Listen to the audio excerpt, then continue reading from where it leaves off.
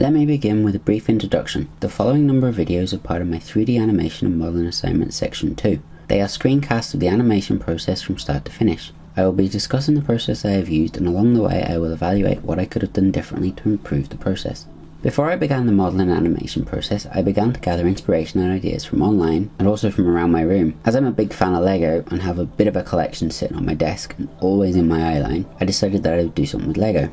I had recently got a new Lego set, WALL-E, the title robot from Pixar Animation's feature film, WALL-E. I thought this was an appropriate choice as it was from a 3D animated film and was also a bit more complex to animate. Because of the complexity of the animation, I decided that in order to focus more time on the animation side of the project, I would use Lego Digital Designer, a free Lego building tool, to build WALL-E as an accurate sized 3D generated model. However, when I first used Lego Digital Designer, I realised that I could not export the model out as a file that was importable into 3ds Max. After a bit of research, I found LeoCAD, which is a similar piece of software, which allowed me to open Lego Digital Designer files and then export them. This was not as simple as it seemed, however, as some of the pieces either didn't exist in LeoCAD's library of Lego bricks or had a different metadata tag which the program removed on file import. This was easier to solve as I could look at the element numbers using brickset.com, then find the correct piece in LeoCAD and re-add it to the model.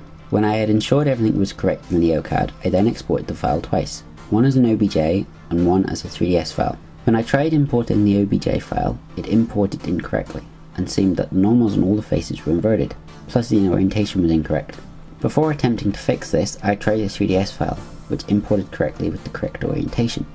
Before I began the recording process, I set up the scene, ensured the pivot points were in the correct places, ensured the materials were correct, and also set up the track animation, with all the track pieces using a path constraint, which were then parented to a dummy object, also with a path constraint.